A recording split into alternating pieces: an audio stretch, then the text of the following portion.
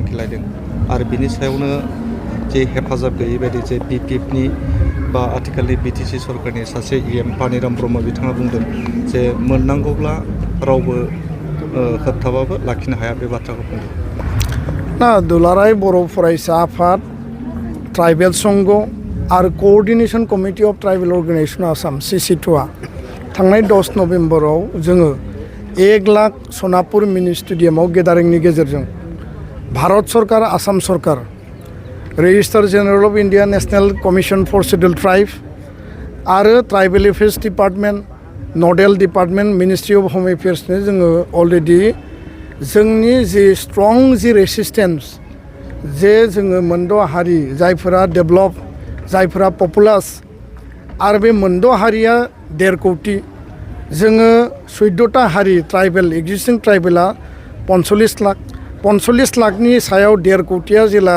जाबसिनगोन 14टा जनगोष्ठीनि 45 लाखनि कुनु बेयाव सिन साब थानाय नङा। जोङो रिक्रुटमेन्टआव एडमिसनाव APSC UPSC आनो जा जोंनि ग्राम सभानिफ्राय पन्सायतनिफ्राय VCDC काउन्सिलनिफ्राय लानानै BTCनि नोङो MCLAनिफ्राय लानानै एसेम्ब्लि पार्लियामेन्ट जों गासैयावबो बिथांमोनजों कब्जा खालामजागोन। दा बेबायदि थासारियाव जोंनि अधिकारखौ कुनु कारनाव जाहाथे खर्ब खालामा आरो बे मोनद' हारिया जिहेतु एडभान्स बिसोरनि पपुलेसनाबो बारा बेखौ जोङो अलरेडि भारत सरकार आसाम सरकारनो जों मिथिहोबाय। जों स्ट्रं रेसिस्ट खालामदों आरो जों अपोज खालामदों। बेयाव सोरबाया पलिटिकेल लाबालाबनि थाखाय पलिटिकेल माइलेजनि थाखाय सोरबाया गावनि पलिटिकेल सार्थनि थाखाय कमेन्ट होदोंब्ला बे बिथांमोननि बाथ्रा। दा जातीयताबादा मा जाति सार्थआ मा जातिनि अस्तित्वआ बबेयाव बड'फाया मानो आन्दलन खालामदोंमोन मानो सेपारेट स्टेट बिदोंमोन बे खोथाखौ सनापुरनि मिनि स्टेडियामाव आं बुंदों। भारत सरकार आसाम सरकारा जुदि गोरोन्थि खालायोब्ला जारिमिननि गोरोन्थिखौ जुदि रिपिट खालायोब्ला 7 सिस्टारा जाय कारनाव बाइफार्केट जादोंमोन बे एखे परिबेसा फैगोन होननानै बुंदों। बेखौ लानानै गोबां इन्टेलेक्सुयेलफ्रा गोबां मिडिया पार्सन्सफ्रा एडिटरफ्रा आंखौ कुइसन खालामदों जे नोंथाङा मानो आसामखौ खन्द' बिखन्द' खालामनायनि खोथा बुंदों। जों आसामनि इन्टिग्रिटिखौ लुबैयो खिन्थु सोरबाया जोंनि अधिकारखौ धंस' खालायोब्ला 7 स्टेटआ मानो जानाय बेनि हिस्ट्रिखौ मानो रिपिट खालामनो नागिरदों।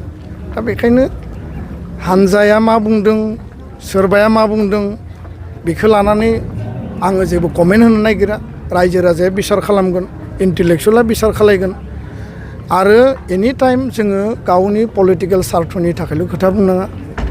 जों बुंदों जे जातिया फार्स्ट जातिनि अस्तित्व आइडेन्टिटिया फार्स्ट ट्राइबेलनि अस्तित्व आइडेन्टिटिया फार्स्ट नोंनि ट्राइबेला थायाबा नोंनि जातिया थायाबा नों पलिटिक्सखौ बहा खालायगोन। दा बेखायनो जाय जेखि बुङा मानो आसामनि गासै पलिटिकेल पार्टिया 6 कमिउनिटिनि ST होनायाव पजिटिभ आसामनि गासै माने लिडिं स्टुडेन्ट अर्गेनाइजेसना बयबो 6 कमिउनिटिनि ST होनायाव पजिटिभ बयहाबो समर्थन दङ एक्सेप्ट 14टा ट्राइबेलनि 26टा आफादफोरनि अनगायै नेशनेल आरो रिजनेल पार्टि आसामनि आरो लिडिं स्टुडेन्ट अर्गेनाइजेसन गुबुन गुबुन हारिनि जायफोरा ट्राइबेल नङा बयबो समर्थन खालायो। बेबायदि डेन्जार सिटुएसनाव जों बोरै सार्भाइभ खालायगोन बेखौसो जों साननांगौ दा। गोजोन्थों। गौरां दैसानि